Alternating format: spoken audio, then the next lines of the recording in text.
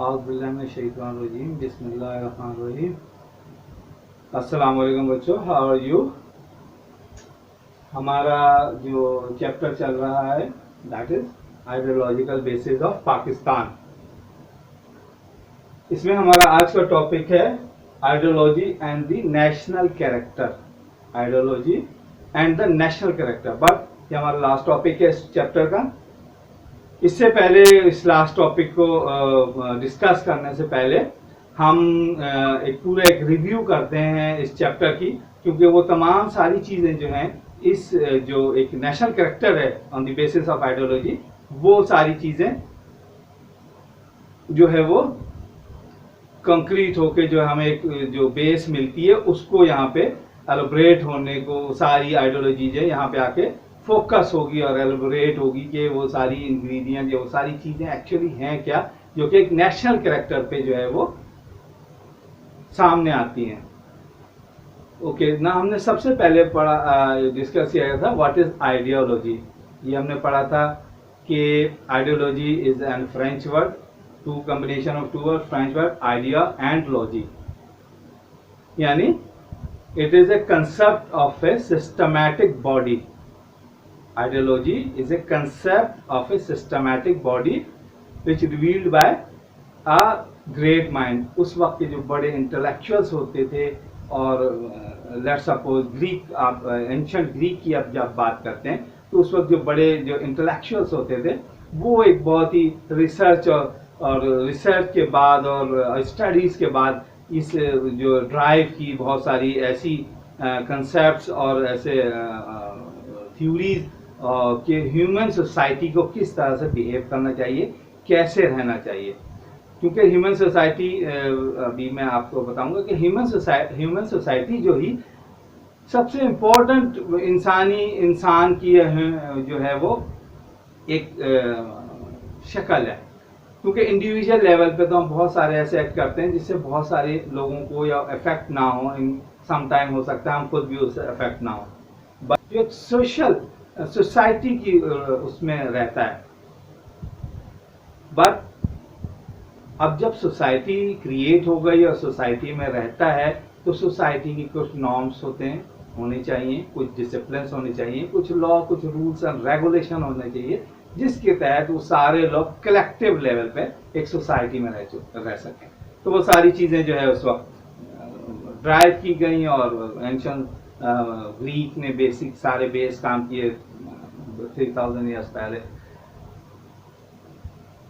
तो लेकिन अब जब हम इन सारी चीज़ों को देखते हैं कि क्या है ये सारी चीज़ें, तो हमारे पास एज ए बीइंग ए मुस्लिम हमारे पास बहुत सारी इसकी बेसिस मौजूद हैं already in the source, in the form of Quran and सुन्ना। यानी हमें इस सोसाइटी के अंदर कैसे रहा जाए, कैसे बिहेव किया जाए और कैसे एक्ट किया जाए, वो तमाम बेसिस जो बहुत ही हाई लेवल की है, क्योंकि ये किसी इंसान की बनाई हुई नहीं है, अल्लाह ताला की तरफ से डिवाइन लॉ है, तो बहुत ही हाई लेवल, अनमैचेबल, उसका कोई मैच नहीं है। इंसानी जो माइंड है उसको उसकी रीच नहीं है, जो अल्लाह ताला ने और सुन्नत के ज़रिए हमें वो चीज़ें मिली हैं, वो उसका कोई मैच नहीं है इस पूरी अर्थ पे। तो जाहिर बात है फिर वो हमें हमारे लिए सबसे ज़्यादा इम्पोर्टेंट है। ठीक है, तो हमें कुरान और सुन्नत से बहुत सारी ऐसे, हमें बिजनेस कैसे करना चाहिए, हमें नेबर से कैसे एक्ट करना चाहिए, हमें गवर्नमेंट कैसी करनी चाहिए, हमें जो है वो बिजनेस कैसे करना चाहिए, हमारा एजुकेशन कैसे लेनी चाहिए, लोगों के साथ बिहेव कैसा करना चाहिए, ये सारी चीज़ें जो हैं वो हमें कुरान और सुन्नत के ज़रिए हुजूर सल्लल्लाहु अलैहि वसल्लम की पूरी जो लाइफ हिस्ट्री है उसमें हमें बिल्कुल कोई चीज़, कोई कमी ऐसी नहीं रह गई कि हमें एक सोसाइटी को गुजारने के लिए एज वेल एज इंडिविजुअल को गुजारने के लिए जो है वो हमें कोई गाइडेंस ना मिले। तो इस्लामिक सोसाइटी ने हमें बहुत सारी चीज़ें दी सोसाइटी में। उसमें जो है एक यूँ समझ लें सोसाइटी में बहुत सारी डिस्क्रिमिनेशंस होती हैं और जो है वो इनजस्टिस होता है और इस तरह की बहुत सारी चीज़ें होती हैं। उन सब चीज़ों को कैसे ख़त्म किया जाए ये हमें गाइडेंस मिलती है।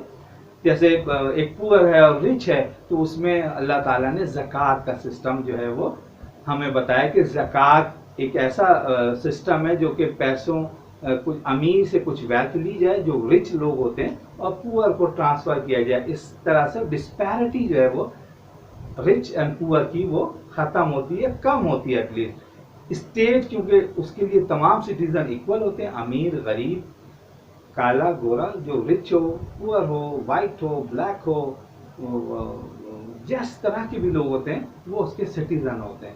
تو جو رولر ہوتا ہے یا حکمران ہوتا ہے اسلامک گورنمنٹ میں اسلامک کنٹری میں وہ اس کا رسپانسبل ہوتا ہے ان کو ہر طرح کی جو ہے وہ بینیفٹ دینے کے لیے.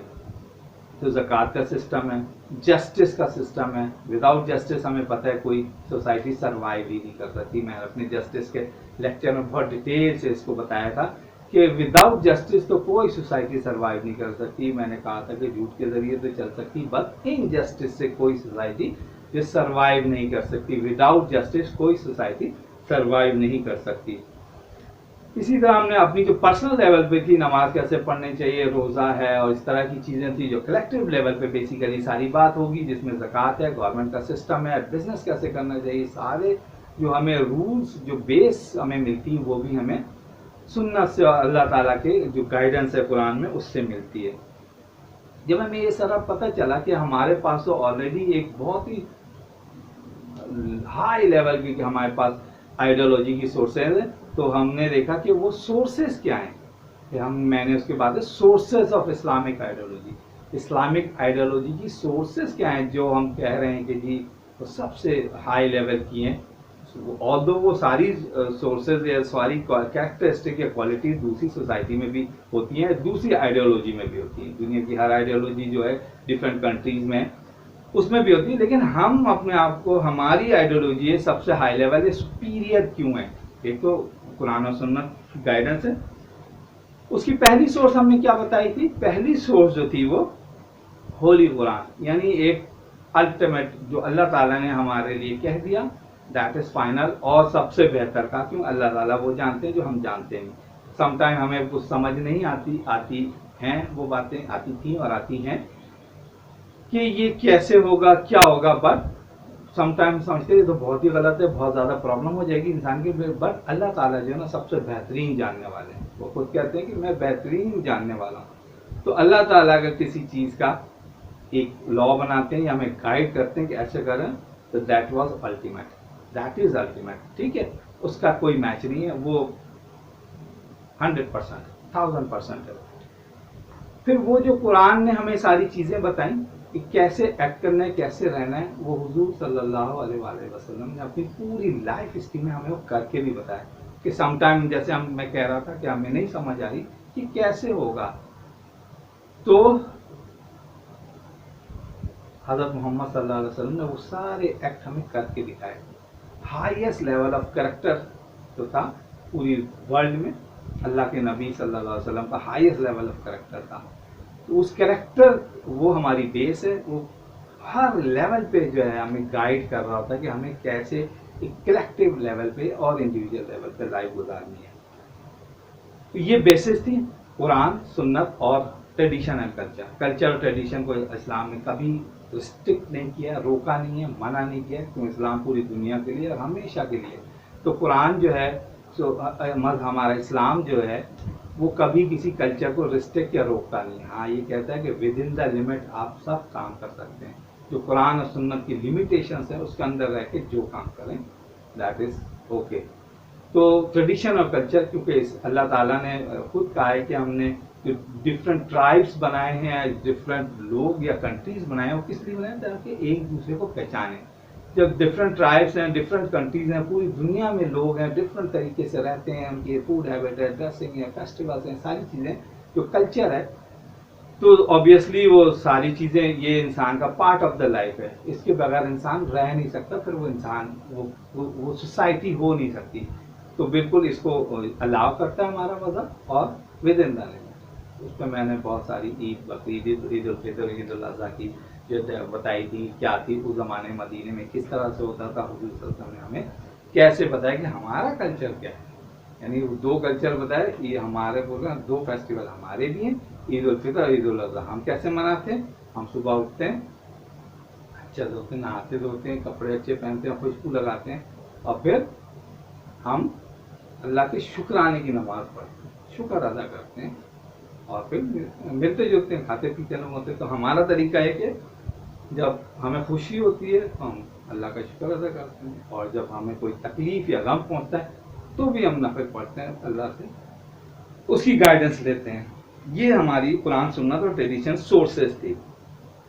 اس کے بعد ہم نے پڑھا تھا سگنیفیکینس آف آئیڈیالوجی, یعنی امپورٹنس کیا ہے کسی بھی سوسائٹی کی. آئیڈیالوجی کیوں امپورٹنٹ ہے, آخر ایسی کیا ریکوائرمنٹ ہے اس کی کہ وہ کسی بھی سوسائٹی کے لیے بہت امپورٹنٹ ہے. اس میں ہم نے بتایا تھا کہ وے آف لائف کیسی ہونی چاہیے according to Islamic laws. Nationalism ہے, موٹیویٹنگ فورس کریٹ کرتی ہے, اور فیبریکیشن یعنی لوگوں کو یونائٹ اور جوڑ کے رکھتی ہے, اور پاور آف ڈیسیجن دیتی ہے لوگوں کو, اپنا لیڈر کیسا چنے وہ پاور دیتی ہے آئیڈیالوجی, اور اس کے جو کلچر اور نارمس ہوتے ہیں اس کو پرزرو کرتی ہے, کسی غلط چیز کو اپنے کلچر کے اندر وہ آنے نہیں دیتی. یہ ہماری آئیڈیالوجی کی امپورٹنس ہے. اس کے بعد ہم نے کہا کنٹینٹ آف آئیڈیالوجی پڑھا تھا کہ اس کے انگریڈینٹس کیا ہیں, یعنی کہ وہ ایسی کیا چیز ہے جس سے مل کے ایک آئیڈیالوجی بنتی ہے. آئیڈیالوجی کی کیا چیز ہے جو آئیڈیالوجی کریٹ کر دیتی ہے. اس نے کہا تھا ایک کامن ریلیجن جو ہے وہ ایک ہماری آئیڈیالوجی کو کریٹ کرتا ہے. اس کے بعد ایک کلچر کریٹ ہوتا ہے, پورے ایک سوسائٹی کا ایک کلچر ہوتا ہے, وہ میں نے بتایا تھا.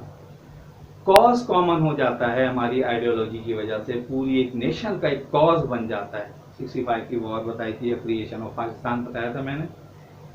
ڈیڈیکیشن کتنی ہے, آپ اپنے آئیڈیالوجی کے ساتھ کتنا ڈیڈیکیٹ ہیں, یہ کنٹینٹ آف آئیڈیالوجی بتائی تھی. اس کے بعد ہم نے پڑھا تھا basis of ideology of Pakistan, یعنی پاکستان ایک اسلامک کنٹری ہے جو کہ اسلام کے نام پہ بنا 72 ایئرس پہلے. اس کی بیسس کیا تھی وہ کریشن ہوا مسلمان, ایک مسلم بیسس آف مسلم ورلڈ.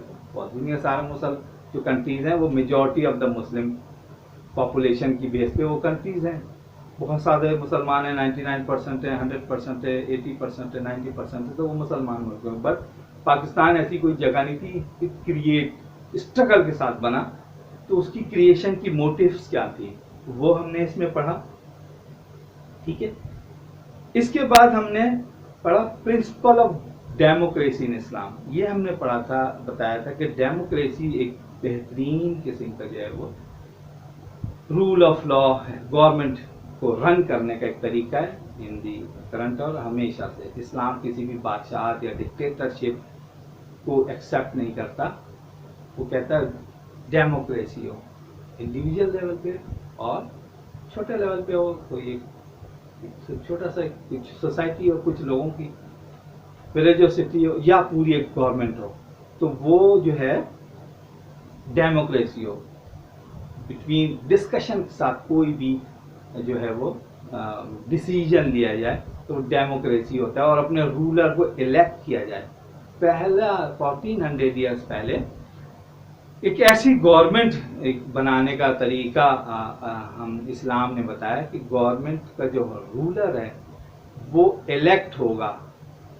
آج الیکشن ہوتا ہے, ہم ووٹ ڈالتے ہیں, باکس میں ڈالتے ہیں, پھر کاؤنٹنگ ہوتی ہے, پھر اناؤنسمنٹ ہوتی ہے, بہت لمبا پروسیس ہوتا ہے. لیکن یہ اسلام نے یہ چیز 1500 سال پہلے بتایا تھا. اور اس وقت ٹرائبل سوسائٹی تھی, ٹرائبز ہوتے تھے, تو اس زمانے میں ٹرائبز جو ہے وہ ایکسیپٹنس دیتے تھے. جو نامنیشن, جو کچھ لوگوں کی نامنیشن ہوتی تھی, سلیکٹ ہوتی تھی, اور پورا ٹرائب اس کو آ کے اس کے فیور میں ووٹ دیتا تھا. ایک بندہ, ایک جو ہیڈ ہوتا تھا ٹرائب ہیڈ, وہ اس کے فیور میں ووٹ دیتا تھا اور وہ نوٹ کر لیا جاتا تھا. اس طرح سے جتنے بھی ٹرائب 100 ٹرائب ہوتے ہیں, کاؤنٹ کرنا بہت آسان ہے. اگر 50 ٹرائبس, بھائی 50 ٹرائبس نے اس کے فیور میں ووٹ دیا ہے اور 5 میں آگے اس میں, تو وہ الیکٹ ہو جاتا تھا. یہ ایک طریقہ تھا. ڈیموکریسی کی بیسس تھی. یہی اسلام میں ہمیشہ بتایا, ڈکٹیٹرشپ کو ایکسیپٹ یا کنگڈم اور بادشاہ کو ایکسیپٹ نہیں کرتا اسلام. ٹھیک ہے. اس میں پرنسپل آف ڈیموکریسی میں بھی کیا ہم نے پہلا پرنسپل کیا تھا, جسٹس تھا, ایکویلٹی تھی, فرٹرنیٹی تھی, بردرہڈ, ٹالرنس. آپ کو پتہ ہے ہم سب میں ٹالرنس بالکل، تو وہ اسلامک سوسائٹی جو سب سے ایمفسائز کرتی ہے ایک خاص بات ہے ٹالرنس. سب ٹالریٹ کریں گے سوسائٹی پیسفل رہے گی. جسٹس ہوگا پیسفل رہے گی. جسٹس میں اللہ تعالیٰ نے قرآن میں اور حضور صلی اللہ علیہ وآلہ وسلم نے پوری زندگی میں جسٹس کی ہائی لیول پہ جسٹس کر کے دکھایا. اللہ تعالیٰ نے یہاں تک کہا کہ justice in the during justice اگر کوئی آپ کا کوئی relative even your highest relative مطلب آپ کے ماں باپ بھی اگر اس کی گھر میں آ رہے ہوں تو آپ جسٹس سے ڈیویٹ نہیں کریں، انجسٹس نہیں کر دیں گے سامنے میرے ماں باپ ہیں. تو اللہ تعالیٰ اس کو بھی منع کرتے ہیں. یہ اس طرح کی انجسٹس اتنا ایمفسائز جسٹس بھی کیا ہے. ٹھیک ہے، اس کے بعد ہم اپنے ٹاپک پہ آتے ہیں ideology and the national character. اب یہ ساری ڈبیٹ کے بعد وہ نیشنل کریکٹر آئیڈیالوجی جو ہے وہ اس نیشنل کریکٹر کو کیسے ریفلیکٹ کرتی ہے. یعنی پہلے کیا بتایا، character is the some of total habits, جیسے ہم نے انیشیل اپنی ڈسکشنز میں دیکھا. جو تمام اس کی جو سوسائٹی کی جو انڈیویجولس کی ہیبٹس ہوتی ہیں، وے آف لیونگ ہے اس کے انڈیویجولس کی، وہ کیسے زندگی اپنا گزارتا ہے، کیسے سوچتے ہیں، کیسے بیہیو کرتے ہیں، کیا فیسٹیولز ہوتے ہیں، یہ ساری چیزیں جو ہیں وہ کریکٹر کہلاتی ہیں. ٹھیک ہے، کسی بھی انڈیویجول کی. اس کے بعد جب اس ساری چیزوں کو کریکٹر ہم کہہ دیتے ہیں، یہ ساری چیزیں کریکٹر ہیں آف کسی بھی سوسائٹی کا یا انڈیویجول کا. اب وہ انڈیویجول کا ایک ایک انڈیویجول جب کلیکٹیو لیول پہ آتا ہے تو کیسے جو ہے وہ بیہیو کرتا ہے. پہلا جو پوائنٹ ہے اس کا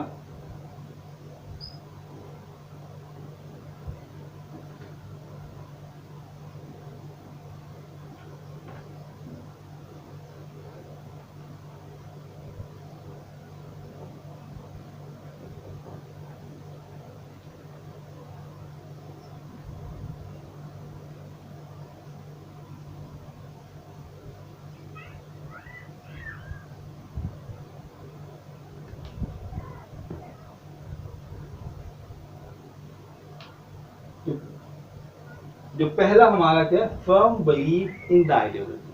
جو آپ کی آئیڈیالوجی ہے obviously اسلامک آئیڈیالوجی، اس کا فرم بلیف ہونا چاہیے. آپ کا بلیف کتنا ہے اپنی آئیڈیالوجی پہ، یہ ایک بہت بڑی امپورٹنٹ چیز ہے. کسی بھی سوسائٹی کا ایک نیشنل کریکٹر کو جو ریفلیکٹ کر رہا ہوتا ہے کہ آپ کے اپنے آئیڈیالوجی پہ firm believe in the national ideology contribute positively towards the development of a Muslim character into the national spirit, and his or her action shall not be dedicated, should be our character in the light of directed towards national interest. اب یہاں پہ ایک چیز آئی ہے national interest. National interest کیا ہوتا ہے؟ کوئی ایسا انسیڈنس، کوئی ایسا ایونٹ، کوئی ایسا ٹائم سچویشن جب پوری نیشن کا انٹرسٹ ایک ہو جاتا ہے، اس وقت جو ہے وہ، اور چونکہ ہم ایک ریلیجن، ایک اسلامک آئیڈیالوجی کی بیسس وہ ہمارے ذہن میں، ہمارے مائنڈ میں ہے، اور جب ہم اور پاکستان اسلامک آئیڈیالوجی کی بیسس پہ بنا ہے، تو جب ایسی جو پرابلم یا ایسا موقع آ جائے تو کیا ہوتا ہے کہ ایک نیشنل کریکٹر جو کہ ہماری نیشنل انٹرسٹ ایک کریٹ ہوتا ہے. یعنی ہمارا اب یہ جو نیشنل انٹرسٹ یہ ہے، ٹھیک ہے، ایک پوری نیشن کا ایک انٹرسٹ ہوتا ہے، اس کو پوری نیشن جو ہے اس پہ یونائٹ ہوتی ہے.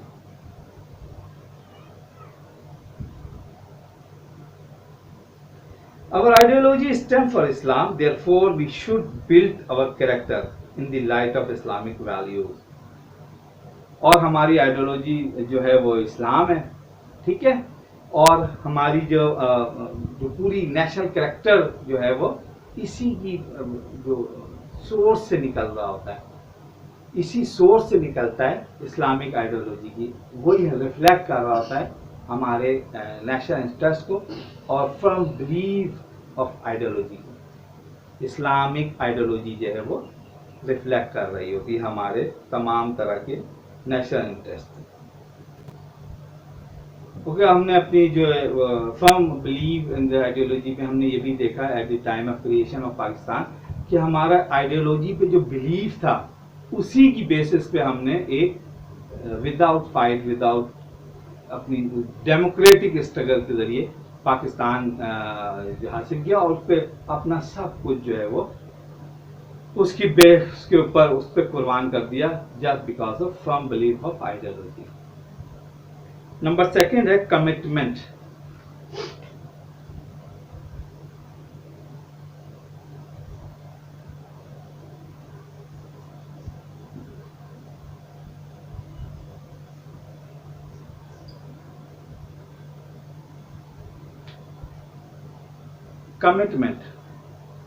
Commitment means devotion with a sense of duty and responsibility.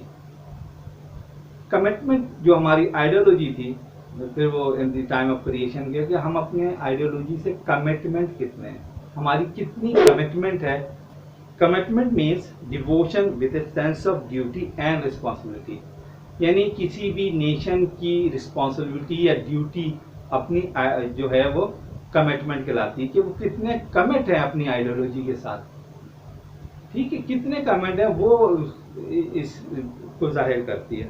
Responsible کتنے ہیں وہ نیشن.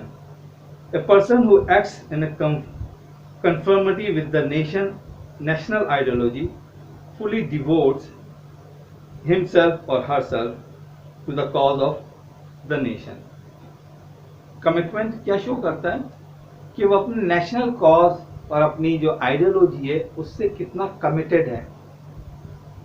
جب کوئی ایسی سچویشن آ جائے تو وہ بیک پہ نہ ہو، اپنے جو آئیڈیالوجی، اپنے کاز جو ہے اس پہ بالکل اسٹک رہے، اور اس کا جو کمٹ رہے، پیچھے نہیں ہٹے اپنے اس کاز سے، اپنے کمٹمنٹ سے، جو ہمارا بیسیکلی اسلامک آئیڈیالوجی ہمیں بتاتا ہے جو ہمارا نیشنل کریکٹر ہے اور ہونا چاہیے. ٹھیک ہے، our character should reflect the highest virtue embodied in the Islamic way of life. ہمارا جو کریکٹر ہے بیسیکلی پاکستانیوں کا، جو چونکہ اسلام کی بیسس پہ بنا ہے، تو ہمارا کریکٹر بھی اسلامک ویلیوز کو شو کرنا چاہیے، اور جو ہم ایکٹ کرتے ہیں اس سے پتہ چلنا چاہیے کہ جو ہے وہ ایک اسلامک آئیڈیالوجی، ایک اسلامک سوسائٹی ہے. Pakistan manifested their national character during the war of 1965 when they stood like a rock against the enemy and foiled its evil design. Commitment کیا ہمیں ایک ایگزامپل بک میں دی ہے کہ کمٹمنٹ جو ہے 1965 کی وار جب ہوئی انڈیا سے، میں نے پیچھے بھی اپنی یہ ایگزامپل دی تھی کنٹینٹ میں، کہ جب 65 کی وار ہوئی تو اس وقت کے ایڈریس جو ایوب خان کے نے نیشنل جو اس نے ایڈریس کیا تھا نیشن سے، تو اس میں کے بعد ایک ایسا جو ہے وہ کمٹمنٹ جو تھا وہ لوگوں میں پیدا ہوا، اور وہ پوری جو نیشن تھی، قوم تھی، وہ ہمارے فوج کے ساتھ ایک راک کی طرح ان کے ساتھ کھڑی ہو گئی، اور جو انڈیا کی جتنی بھی ایول جو ڈیزائن تھی اگینسٹ پاکستان، وہ اس کو ہم نے ختم کر دیا. کیونکہ صرف اگر فوج یا آرمی جو ہے وہ جنگ تو فرنٹ پہ لڑتی ہے بارڈرز پہ اپنے اینیمیز کے ساتھ، بٹ اگر نیشن اس کے بیک پہ نہ ہو تو بہت مصیبت ہوتی ہے، جو کہ ہم نے آگے دیکھا 71 کی وار وغیرہ میں. اس لیے جب نیشن 65 کی وار میں آرمی کے بیک پہ کھڑی ہوئی تو بہت ہی ایک سپورٹ ہوتا ہے، مورل سپورٹ نیشن کی طرف سے ملتا ہے، اور وہ وار جو ہے ون کی، اور انڈیا کے جو ایول ڈیزائن تھے پاکستان کے اگینسٹ وہ سب ختم ہو گئے. مجھے نمبر 3rd پوائنٹ ہے دیٹ از آنیسٹی. اس ورڈ سے اور تو ہم سب بہت اچھی طرح سے جو ہیں وہ اویئر ہیں کہ واٹ از آنیسٹی، بٹ ہم خود بہتر جان سکتے ہیں کہ ہم اس کو اس کوالٹی کو ہمارے کریکٹر میں آنیسٹی کی کتنی امپورٹنس ہے، اور کتنی ہم اس کو فلفل کر رہے ہیں اپنی ڈیلی لائف میں یا کریکٹیو لائف میں. ऑनेस्टी एक ऐसी क्वालिटी या करेक्टरिस्टिक है किसी भी सोसाइटी की, बल्कि तमाम सोसाइटी जो है वो इसको एक्सेप्ट करते हैं कि विदाउट ऑनेस्टी जो है वो कोई जो डिपार्टमेंट ऑफ द लाइफ है वो चल नहीं सकता, इवन इंडिविजुअल हो, बिजनेस हो, गवर्नमेंट हो, each and everything without honesty. इस्लाम हमारा ऑनेस्टी पे बेइंतहा एम्फेसाइज करता है, और सारी जो है वो एक्ट जो है उसकी जो पर्सनल और इंडिविजुअल लाइफ की वो ऑनेस्टी पे जो है वो बेस कर रही होती है। कि आप खुद देखेंगे जब ऑनेस्टी नहीं होगी किसी भी हमारी लाइफ के किसी भी डिपार्टमेंट, किसी भी एक्ट में, तो फिर क्या होगा। वी नो वेरी वेल कि क्या हो सकता है अगर ऑनेस्टी ना हो। तो हमारा कुरान, अल्लाह ताला जो है कुरान में सबसे ऑनेस्टी पे बहुत ज़्यादा एम्फेसाइज करते हैं। यानी ऐसा लगता है कि विदाउट ऑनेस्टी कुछ है ही नहीं, नथिंग इज विदाउट ऑनेस्टी। हज़रत मोहम्मद सल्लल्लाहु अलैहि वसल्लम की पूरी लाइफ ऑनेस्टी पे और बेइंतहा ऑनेस्टी पे जो है वो उनके हमें एक्ट मिलते हैं, और बेइंतहा गाइडेंस मिलती है ऑनेस्टी पे। पूरी लाइफ ऑनेस्टी से, यानी कोई पार्ट ऑफ द लाइफ ऐसा नहीं है जिसमें ऑनेस्टी ना हो। तो हम जो अपने जो लेवल पे अभी देखते हैं कितने ऑनेस्ट हैं हमारे रूलर्स हैं और हम हैं, वो हम खुद डिसाइड कर सकते हैं। लेकिन अब एग्जाम्पल, जब पाकिस्तान बना at the time of creation, तो लोगों ने एक ऐसा मुल्क पाकिस्तान बना जो जीरो था, बहुत ही अनडेवलप्ड, उतनी डेवलपमेंट नहीं थी। तो उस वक्त जो लोगों ने इस मुल्क को चलाया बेइंतहा ऑनेस्टी के साथ, अपना सब कुछ अपने पैसे लगा के गवर्नमेंट के डिपार्टमेंट चलाए। जो स्टेशनरीज वगैरह नहीं थी वो भी अपने पैसों से खरीद के ले आते थे, और बहुत सारे इक्विपमेंट नहीं थे, टाइपराइटर नहीं थे, बहुत सारे, इवन आप अंदाजा लगाएं टाइपराइटर तक भी नहीं थे। तो पाकिस्तान में उस वक्त वो लोग किस तरह से अरेंज करते थे, बहुत ज़्यादा टाइम देते थे, और वो सारी चीज़ें जो है वो उस वक्त अपनी फुलफिल ऑनेस्टी के साथ उसको काम किया। दैट्स वाई पाकिस्तान अपने जो है ना वो खड़ा हो सका अपने ऊपर, और आज हम इस मकाम पे उन लोगों की ऑनेस्टी की वजह से जो at the time of creation initial stage पे जिन लोगों ने ऑनेस्टी की एक एग्जांपल दिखाई। मैं सिर्फ एक एग्जांपल देता हूँ कि मुझे एक साहब ने बताया था कि जब वो इनिशियल स्टेज में वो ऑफिस का एक काम था बहुत, वो आई थिंक मैंने इंटरव्यू देखा था कि वो एयरपोर्ट जो आप इस वक्त तो बहुत करीब, उस वक्त बहुत दूर एक एयरपोर्ट जंगल समझे होता था। तो वो उस वक्त जो था वो एयरपोर्ट के ऑफिस में काम करते थे। तो वहाँ पे उन्होंने बताया कि हम लंच टाइम के बाद, क्योंकि हमारे पास पेपर पेन भी नहीं होती थी, यानी आप अंदाज़ा लगाएं ऑफिस इक्विपमेंट की तो दूर की बात है, इतना वो था कि पेपर पेन भी नहीं होती थी और पैसे नहीं होते थे गवर्नमेंट के पास। तो वो लंच के बाद जो है वो बाहर दूर चले जाते, जो बुशेस होती हैं उनकी जो कांटे वगैरह होते थे वो जमा करके लेके आते, और फिर उसको पेपर को एज ए पेपर पेन के तौर पे यूज़ करते थे। ये आप देखें कि ऑनेस्टी और डेडिकेशन की क्या हाईएस्ट लेवल की एग्जाम्पल्स हैं उन लोगों की। तभी आज उन लोगों की ऑनेस्टी की वजह से पाकिस्तान इस मकाम पे खड़ा है।